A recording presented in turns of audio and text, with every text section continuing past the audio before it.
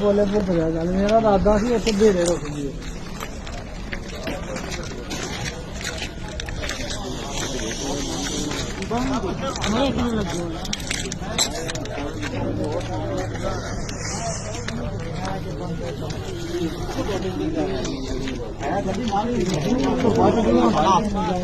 तो बने खाते इसको तोड़ जाए इसको तोड़ा